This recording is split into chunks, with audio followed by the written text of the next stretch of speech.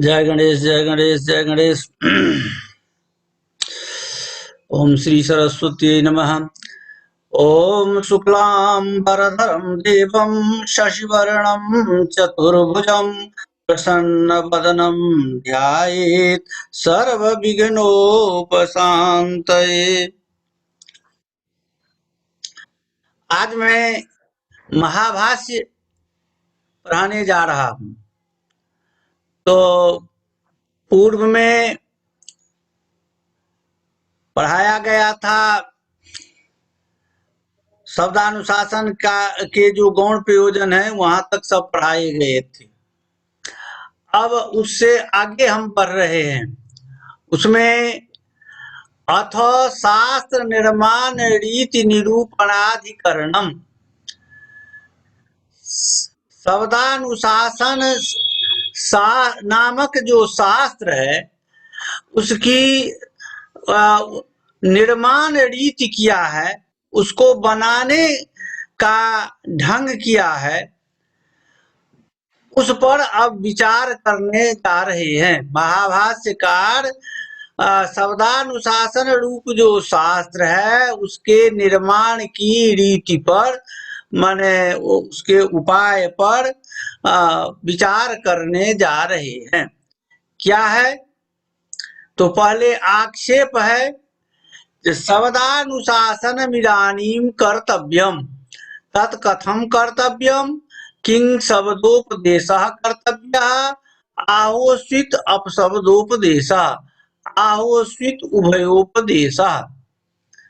अब देखा जाए, कहते हैं जो अभी तक शब्दानुशासन की महत्ता को हमने प्रतिपादन किया, तो यह अब निश्चित हो गया कि जिसकी इतनी महिमाएं हैं, जो पहले हमने जिन महिमाओं का बखान हमने पहले किया है, तो इस प्रकार वो जो शब्दानुशासन है अब शब्दानुशासन करना चाहिए, यह निश्चित हुआ। तत्कथम कर्तव्यम, कहते हैं जो शब्दानुशासन किस प्रकार करना चाहिए। तो फिर उसमें प्रश्न करते हैं जो किंग शब्दोपदेशः कर्तव्यः आहोस्वित अपशब्दोपदेशः आहोस्वित उभयोपदेशः। कहते हैं जो क्या शब्द का उपदेश करना चाहिए अथवा अपशब्द का उपदेश करना चाहिए अथवा दोनों का करना चाहिए। आहोस्वित का मतलब होता है अथवा शब्द का उपदेश करना चाहिए अथवा उपदेश अपशब्द का उपदेश करना चाहिए अथवा शब्द और अपशब्द दोनों का उपदेश करना चाहिए, यह प्रश्न करते हैं। यहाँ पर प्रदीपकार लिखते हैं जे हेयोपादेयोपदेशे स्पष्टा प्रतिपत्तिर भवतीति उभयोपदेशा उद्भावितः। कहते हैं, आप यहाँ पंक्ति पर ध्यान दीजिए। हे का मतलब होता है त्याज, त्याग के योग्य। उपादेय का मतलब होता है जो ग्रहण करने योग्य। तो त्याग के योग्य और ऊपर और ग्रहण के योग्य, यह दोनों बातें जो है तो उपदेशे स्पष्टा प्रतिपत्तिर भवति, इन दोनों का ज्ञान उपदेश से स्पष्ट रूप से हो सकती है। कौन त्याग है, कौन ग्रहण के योग्य है, इन दोनों बातों का उपदेश के द्वारा ही स्पष्ट ज्ञान हो सकता है। इसलिए उभयोपदेशा उद्भाविका, इसलिए दोनों का उपदेश करना चाहिए। इसलिए दोनों का उपदेश हो, इस पर भी विचार होना चाहिए। इसलिए इस प्रकार का प्रश्न उन्होंने उठाया। जो आहोस्वित उभयोपदेश, यह जो उठाए तो इसलिए उठाए कि क्यों कि त्याग करने योग्य और ग्रहण करने योग्य जो बातें हैं उनको उपदेश के द्वारा ही जाना जा सकता है, स्पष्ट ज्ञान कराया जा सकता है, स्पष्ट ज्ञान उन दोनों का हो सकता है। इसलिए उभयोपदेश करना क्या उचित है, इस प्रकार का प्रश्न उठाया गया। अब कहते हैं समाधान में, अन्यतरोपदेशेन कृतं स्यात्। कहते हैं जो अन्यतर का उपदेश करने से भी संभव हो जाता है शब्दानुशासन करना। अन्यतर का मतलब हुआ जो दो में एक को श्रेष्ठ मान लेना अन्यतर हुआ। दो में एक को मानना जो हुआ अन्यतर हुआ। अब बहुतों में एक को मानना वो अन्यतम कहलाता है। दो में एक को निर्धारित करना वो अन्यतर कहलाता है। अब बहुतों में एक को निर्धारित करना वह अन्यतम कहलाता है। तो निर्धारण के लिए यतश्च निर्धारणम सूत्र पाणिनि ने कारकम माने इस प्रकरण में तो दिया ही है। तो जहां दो में एक का निर्धारण हो उसको अन्यतर कहा जाता है, जहां बहुतों में एक का निर्धारण हो उसको अन्यतम कहा जाता है। कहते हैं जो दोनों में कोई एक का हम उपदेश यदि कर देते हैं तो उससे भी काम चलाया जा सकता है। इसलिए कहे हैं अन्यतरोपदेशेन कृतं स्यात्। तद्यथा कहते हैं जैसे भक्ष्य नियमेन अभक्ष्य प्रतिषेधो गम्यते। भक्ष्य माने खाने योग्य, अभक्ष्य माने जो खाने योग्य नहीं हो, दोनों में अंतर है। भक्ष्य माने खाने योग्य, अभक्ष्य माने खाने योग्य जो नहीं है उसको अभक्ष्य कहते हैं। तो यदि हम भक्ष्य का नियम करते हैं जो ये पदार्थ खाने योग्य है तो उससे उसके अतिरिक्त जो पदार्थ है वो अभक्ष्य की कोटि में आ जाएंगे, उनका स्वभावतः निषेध हो जाएगा। यह हम कहेंगे जो भात खाना चाहिए चावल नहीं, तो उससे यह हो जाएगा जो चावल नहीं खाना चाहिए। कहेंगे जो भात और रोटी खानी चाहिए तो इसका मतलब हुआ है जो चावल और गेहूं जो है नहीं खाना चाहिए। तो यह कहते हैं जो भक्ष्य का जो नियम है उसी से अभक्ष्य का प्रतिषेध हो जाएगा।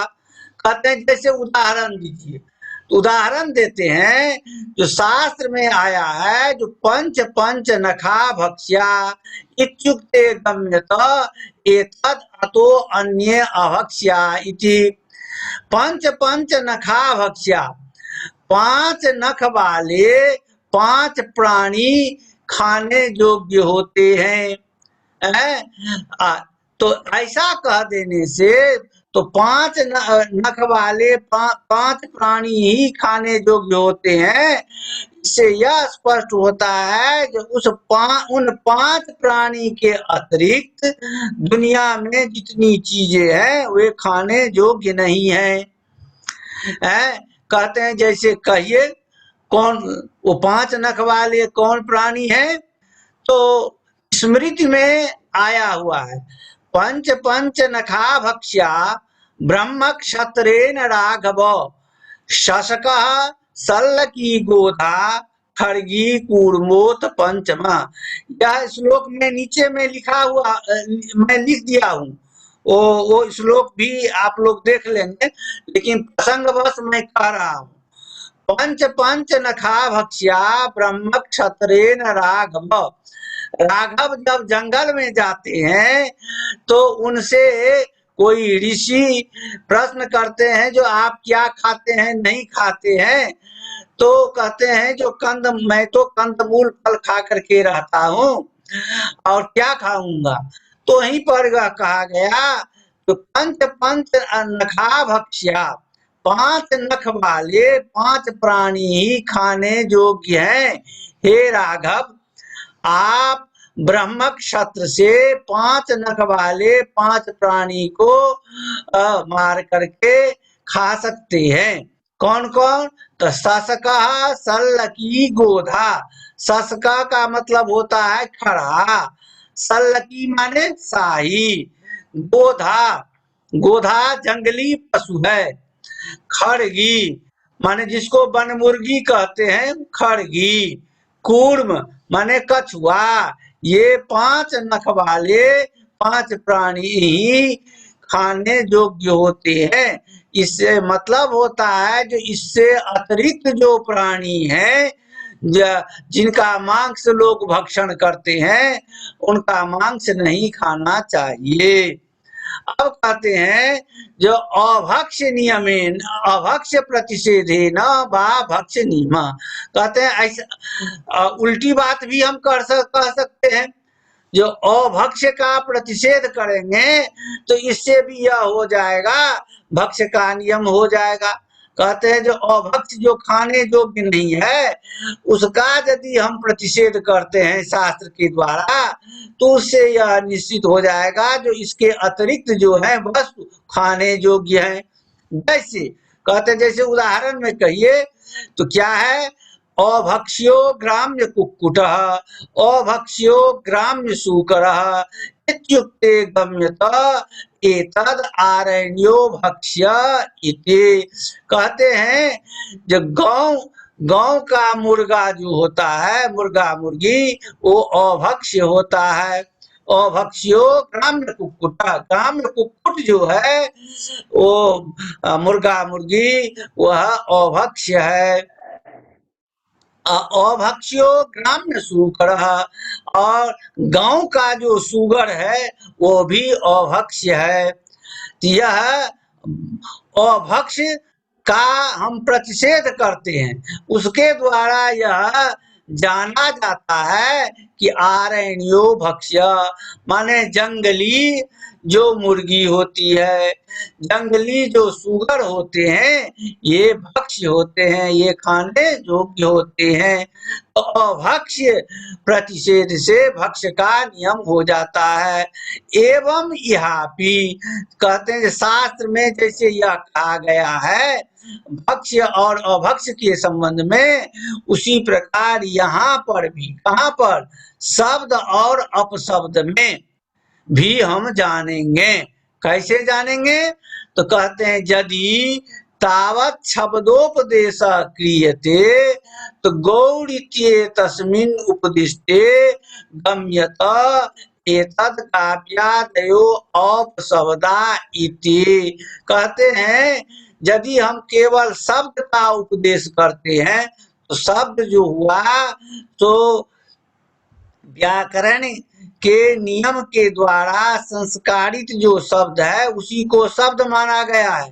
तो जैसे हुआ गौ, गौ हम यदि कहते हैं गौ से गाय का बोध होता है, तो गौ यह ऐसा कह देने पर यह माने बोध होता है जो उसके जो अपभ्रंश हैं, गावी, गोणी, गोता, गोपोतलिका इत्यादि, गाय जिसको हम लोग अपनी भाषा में गाय कहते हैं, ये सब जितने हैं अपभ्रंश हैं, अपशब्द हैं।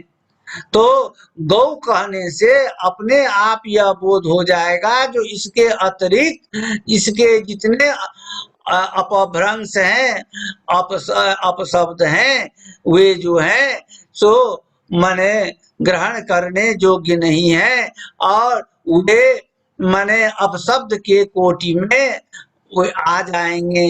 गौ कहने से साधु शब्द का उपदेश करने से असाधु जितने हैं यानी अपभ्रंश अपशब्द सबका उसके अतिरिक्त जो शब्द हैं वो सब अपशब्द के कोटि में आ जाएंगे। इस प्रकार अपशब्द का भी ज्ञान हो जाएगा। कहते हैं अथवा उल्टा करेंगे, अथापि अपशब्दोपदेश क्रियते गाव्यादिषु उपदिष्टेषु गम्यत एतत् गौड़ित्येक शब्दिति। कहते हैं अथवा अपशब्दे का उपदेश करेंगे, अपशब्दे कहेंगे, तो अपशब्दे का यदि कहेंगे, अपशब्द में कहेंगे तो क्या कहेंगे, तो गावी गोणी गोता गोपोतलिका इत्यादि शब्द का हम उपदेश करेंगे। उसमें कहेंगे ये सब अपशब्द है। तो इससे यह बोध होगा तो इसके इनके अतिरिक्त जो गौ शब्द है वो शब्द है, वो साधु शब्द है। तो गाव्यादि के उपदेश करने पर यह बोध हो जाएगा जो इसके अतिरिक्त जो गौ है वे शब्द, वह शब्द है। इस तरह हम किसी एक को ग्रहण करके हम शब्द और अपशब्द दोनों का ज्ञान कर सकते हैं। अब इसी को प्रदीप में कहते हैं, यद्यपि प्रतिपत्ति स्पष्टा गौरवंतु भवति इत्याह अन्यतरेति। कहते हैं जो पहले जो कहा गया है, जो दोनों का उपदेश करने से सम्यक प्रकार से ज्ञान हो जाता है। तो यद्यपि प्रतिपत्ति माने ज्ञानम, यद्यपि प्रतिपत्ति ज्ञान स्पष्ट रूप से हो जाता है दोनों का उपदेश करने पर, साधु शब्द और अपशब्द दोनों का उपदेश करने पर, किंतु कहते हैं उसमें गौरव हो जाएगा है। तो गौरव होने के चलते तो कहते हैं अन्यतरेति, अन्यतर का उपदेश करना, दोनों में किसी शब्द और अपशब्द में किसी एक का उपदेश करना यह लाघव होगा। अब कहते हैं जो अब आगे देखिए, अन्यतरान्यतम है शब्दो अव्युत्पन्नो स्वभावाद् द्विबहुविषये निर्धारणे वर्तते।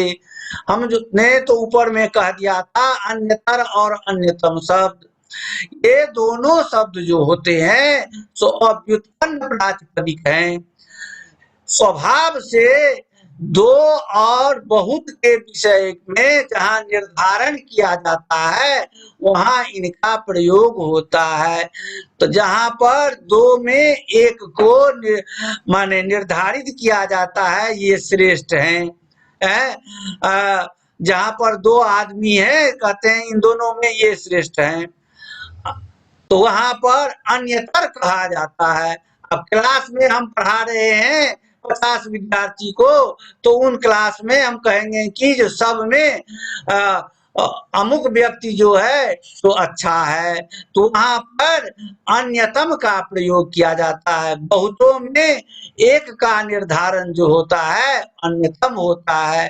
उदाहरण के लिए और भी आप कविशु कालिदास श्रेष्ठ वहां देखिए, तो वहां देखिए क्या होता है, तो बहुतों में एक का निर्धारण होता है, इसी को कहा जाता है अन्यतम। तो स्वभाव से द्वि बहु विषय, द्वि हुआ अन्यतर, बहु विषय हुआ अन्यतम। तो दो में एक का निर्धारण करने के लिए अन्यतर शब्द का प्रयोग होता है और बहुत में एक का निर्धारण करने के लिए अन्यतम शब्द का प्रयोग होता है। हो गया। तो अन्यतर अन्यतम शब्द आप लोग समझ गए होंगे। अब आगे बढ़ते हैं। और पंच नखा भक्ष्या जो ऊपर में कहा गया है उसके संबंध में कहते हैं, अर्थित्वाद भक्षणम प्राप्तम पंचसु पंच नखेषु नियम्यमानम सामर्थ्यात् अन्येभ्यो निवर्तते। अब यहाँ देखिए कहा गया है जो अर्थित्वाद, अर्थित्वाद का मतलब होता है रागवशात, रागवश सभी मांस को खाने में लोगों को की प्रवृत्ति होती है। रागवश सभी मांस को खाने में लोगों की प्रवृत्ति होती है। उसके लिए कोई किसी को सिखाते नहीं है, स्वभावतः खाने में प्रवृत्ति होती है।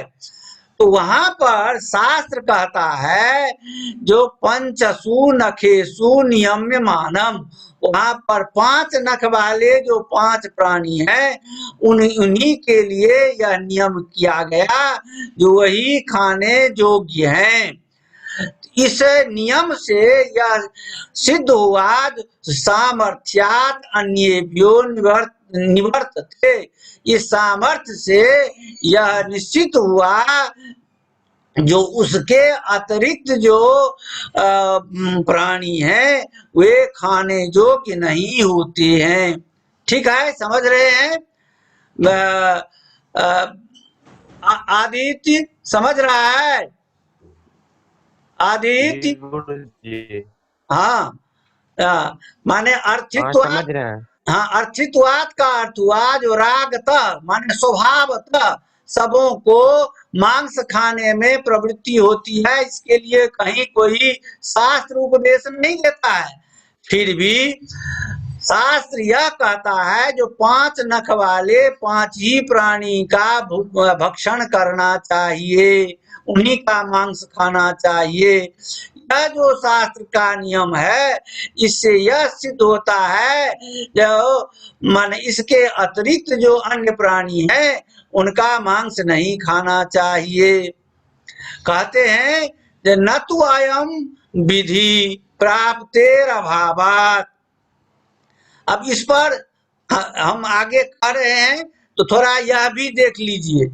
अत्र किमपि व्याख्यानम का, उसमें अर्थित्वात का अर्थ हुआ रागित्वात, भक्ष नियमेन का हुआ रागतः प्राप्तस्य भक्ष्यस्य भक्ष्यस्य पुनः शब्दतो विधानेन। रागतः जो प्राप्त है माने सभी मांस खाने का, वहां पर शब्द के द्वारा विधान करना जो अमुक का मांस ही खाने योग्य है, यह हुआ नियम। गम्यते अर्थापत्या ज्ञायते, अर्थापत्ति से जाना जाता। अर्थापत्ति क्या है? जब हम यह कह देते हैं जो 5 नख वाले 5 प्राणी ही भक्षण के योग्य हैं, तो इससे यह बोध हो जाता है जो इसके अतिरिक्त प्राणी जो है सो भक्षण के योग्य नहीं है। ठीक है, और क्या है? तो पंच, आप वही श्लोक हम यहाँ लिख दिए हैं। पंच पंच नखा भक्ष्या ब्रह्म क्षत्रेण राघव क्षसका सल्लकी गोधा खड़गी कूर्मोत पंचमा। इसका अर्थ हम ऊपर में बता दिए हैं। अब एक कारिका है, यह भी देखिए, अब इस पर व्याख्यान करेंगे। विधिरत्यंतम प्राप्तो नियमः पाक्षिके सति तत्र चान्यत्र च प्राप्तो परिसंख्येति गीयते।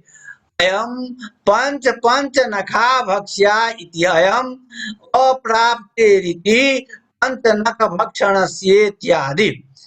अब हम पंक्ति सुना दिए, अब थोड़ा हम यहाँ आते हैं प्रदीप में। कहा गया है न तु अयम विधि प्राप्तेर अभावात्।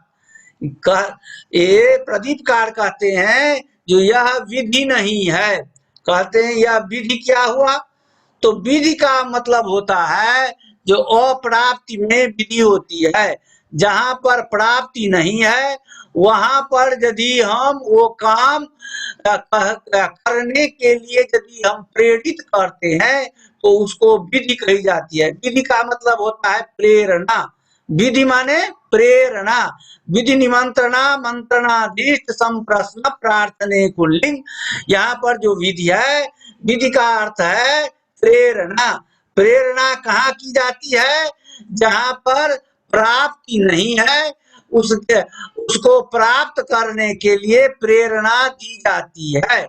जैसे कहते हैं जो स्वर्ग कामो अश्वमेधेन यजेत, स्वर्ग कामना से अश्वमेध यज्ञ करना चाहिए। यह पहले से प्राप्त नहीं है, यह सबों के लिए अनिवार्य नहीं है, किंतु यदि आप स्वर्ग की कामना करते हैं तो आप अश्वमेध यज्ञ करें। यह विधि वाक्य है। श्राद्ध वगैरह में जो वृकोत्सर्ग करते हैं वह भी विधि है। जरूरी नहीं है जो आप करवे करें, यदि करेंगे तो आपको उत्कृष्ट फल मिलेगा। इसलिए शास्त्र कहता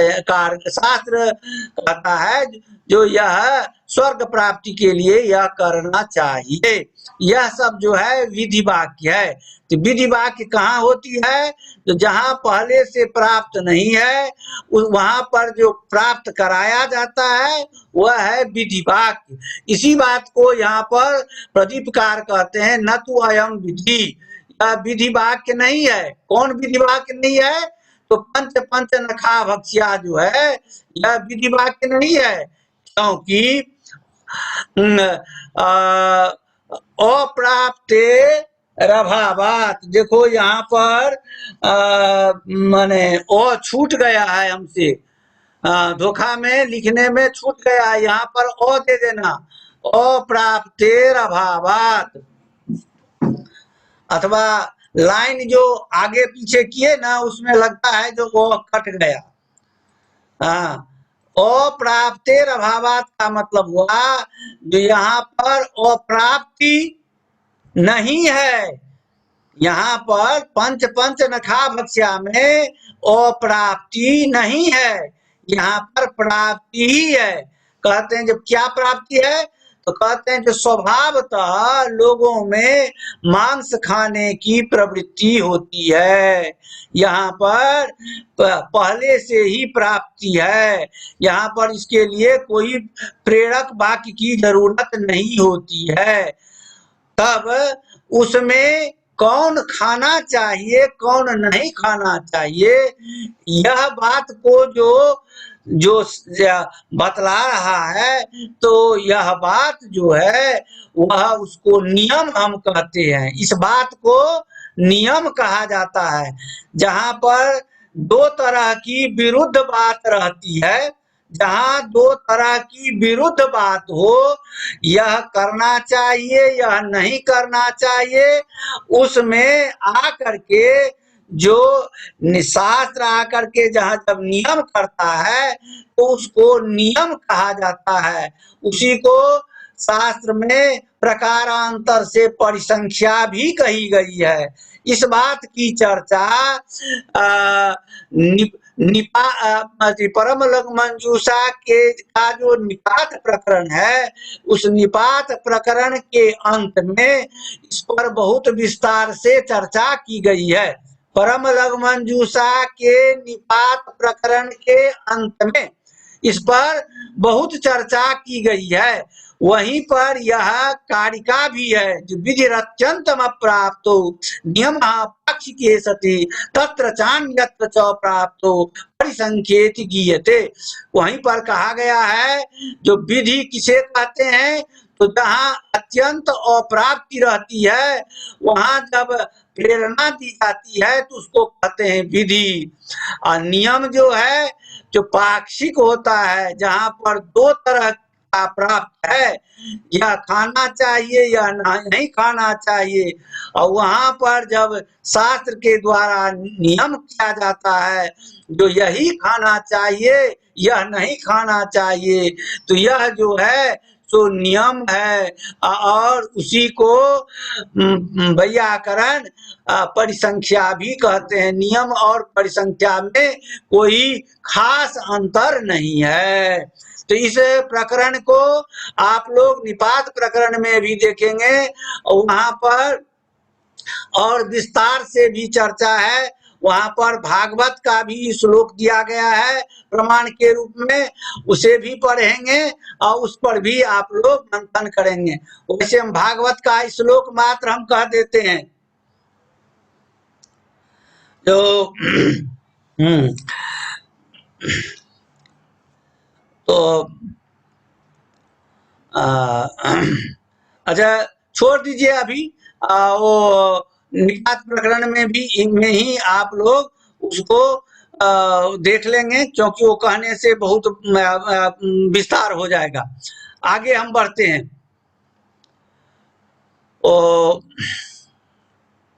अब इस पर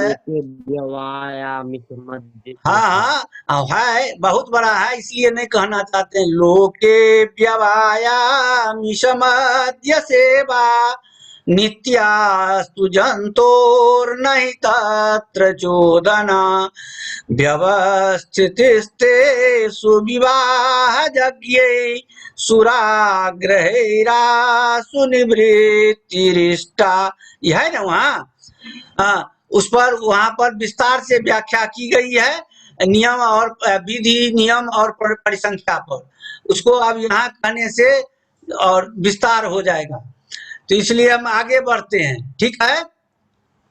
हाँ, तो आक्षेप है यहाँ पर, किम पुनः अत्र ज्यायः, कहते हैं अब कहिए जो अब इन दोनों में तब श्रेष्ठ कौन है। ज्याय माने गरीयान, श्रेष्ठ कौन है माने अपशब्द का अनुशासन करें या शब्द का अनुशासन करें, तो या दोनों का करें, क्या करें। तो ऊपर में तो कह दिया गया है जो अन्यतर का करें, कोई एक का करें, तो कहते हैं एक बात कहिए, तो दोनों में श्रेष्ठ कौन है, माने सब शब्दानुशासन या अपशब्दानुशासन, दोनों में श्रेष्ठ कौन है। तो कहते हैं प्रदीपकार कहते हैं जो उभयोपदेशात् गुरोर्द्वावपि प्रशस्यो तयो को ज्यायान, इसी प्रश्न को स्पष्ट करते हैं।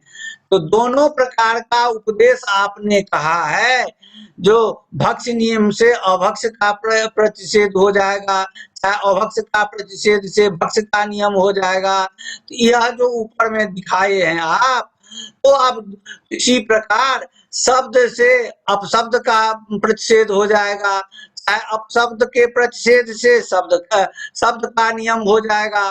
तो इन दोनों में दोनों का उपदेश करना जो है वो तो गुरु है, माने कठिन है। तो गुरोर्द्वावपि किंतु ये दोनों प्रशस्त हैं। तो अब इसमें कहिए कि इन दोनों में को ज्याया, कौन श्रेष्ठ है, इनका उपदेश किया जाए। इन दोनों में शब्द और अपशब्द दोनों में किनका उपदेश किया जाए। तो आगे इसका समाधान देते हैं। लघुत्वात् शब्दोपदेश, कहते हैं लघुता के कारण शब्द का उपदेश करना चाहिए, क्योंकि शब्द कम मात्रा में है और अपशब्द बहुत अधिक उनकी संख्या है, तो कम मात्रा में होने के चलते शब्द का उपदेश करना चाहिए। इसी बात को कहते हैं लघियान शब्दोपदेश। लघियान का मतलब होता है अतिशयेन लघु इति लघियान, जो अत्यंत लघु है, छोट आकार वाला है, उसको लघियान कहते हैं। तो शब्द का उपदेश जो है सो अत्यंत लघु है, इसलिए उसका उपदेश ठीक होगा। या गरीयान अपशब्दोपदेश कहते हैं अतिशयेन गरीयान, माने अत्यंत जो भारग्रस्त है, अत्यंत जो बड़ा है, उसको कहा जाता है गरीयान। तो माने शब्द का उपदेश करने में लघुता होगी और अपशब्द का उपदेश करने में गुरुतर होगा, बहुत कठिन होगा, है? क्योंकि एकैकस्य शब्दस्य बहवो अपभ्रंशा, क्योंकि एक ही शब्द के अपभ्रंश बहुत से हैं, एक ही साधु शब्द के अपभ्रंश बहुत से हैं। यथा कहा गया है जो गौड़ित्यस्य शब्दस्य गावी गोणी गोता गोपो तलिके मादेव अपभ्रंशा, जैसे गौ एक ऐसा कहने से गौ एक ऐसा साधु शब्द है और उसी के अपभ्रंश गावी गोणी गोता गोपोतलिका गाय आदि अनेकों अपभ्रंश हैं, तब वह इतने अपभ्रंश को कहना यह गरीयान हो जाएगा, गौरव हो जाएगा, क्लिष्टकर हो जाएगा। और बात है इष्टान्वाख्यानम खल्वपि भवति, कहते हैं जो इष्टान्वाख्यानम खल्वपि भवति, इसका मतलब क्या हुआ, जो इष्ट का अनुवाख्यान करना यह ठीक है। तो कहते हैं इष्ट का अनुवाख्यान करना क्या हुआ, तो साधु शब्द प्रयोगात धर्मावाप्ते। कहते हैं इष्ट का, इष्ट जो हुआ जो साधु शब्द, और साधु शब्द का यदि हम प्रयोग करते हैं तो उससे धर्म की भी प्राप्ति होती है। तो साधु शब्द का उपदेश करने से यदि धर्म की प्राप्ति होती है तो यही मेरा इष्ट भी हुआ, जिससे धर्म की भी प्राप्ति हो और काम भी चले। तो और कम प्रयास में, कम परिश्रम में काम भी चल जाए और उससे धर्म भी हो। तो इस तरह साधु शब्द के प्रयोग से धर्म होता है और यह मेरा इष्ट भी है। इष्ट का अनुवाख्यान करना ही साधु है। अथवा कहते हैं उपादेयोपदेशात साक्षात प्रतिपत्ति भवति। अथवा ग्रहण करने योग्य, ग्रहण करने योग्य जो है वो तो साधु शब्द है, तो ग्रहण करने योग्य जो शब्द है उसके उपदेश करने से साक्षात ज्ञान संभव होता है। अथवा ग्रहण करने योग्य शब्द के उपदेश से साक्षात ज्ञान की प्राप्ति होती है। ठीक है, तो समय तो बढ़ता जा रहा है, तो जो रह जाएगा तो आगे दिन भी हम पढ़ाएंगे। तो खैर और दो पंक्ति हम पढ़ा देते हैं। ठीक है, आक्षेप है अथई तस्मिन् शब्दोपदेशे सति किं शब्दानां प्रतिपत्तो प्रतिपद पाठः कर्तव्या गौ अश्व पुरुषो हस्ती शकुनिर्मृगो ब्राह्मण इत्येवमादयः शब्दा पठितव्या। कहते हैं जो मान लीजिए यह निश्चित हो गया जो हम शब्द का उपदेश करेंगे, तो यदि शब्द का उपदेश करेंगे तो शब्द भी तो अनंत हैं। तो शब्दानाम प्रतिपत्तो, शब्द के ज्ञान के, प्रतिपत्ति माने ज्ञान, शब्द के ज्ञान के लिए क्या हम प्रत्येक शब्द का पाठ करें? क्या हमको प्रत्येक शब्द का पाठ करना होगा? है यह उचित होगा? जैसे कहा गया है जो गौ, अश्व, पुरुष, हस्ती, शकुनी, मृग, ब्राह्मण, मनुष्य इत्यादि जो अलग अलग शब्द हैं, क्या उनको एक एक शब्द करके अलग अलग क्या हमको पढ़ना चाहिए, अथवा कोई एक सरल तरीका अपना करके माने इसमें भी लघुता करनी चाहिए? अब यहीं तक रहने दीजिए, यहाँ अब समय समाप्त होने जा रहा है, तो यह हो गया। इसका समाधान हम अगले दिन बताएंगे। तो ठीक है, तो विभव जी अब समाप्त करने जा रहे हैं, है? तो और कोई प्रश्न हो तो उसी दिन रखेंगे, हम जवाब देंगे। तो ठीक है, हरि ओम।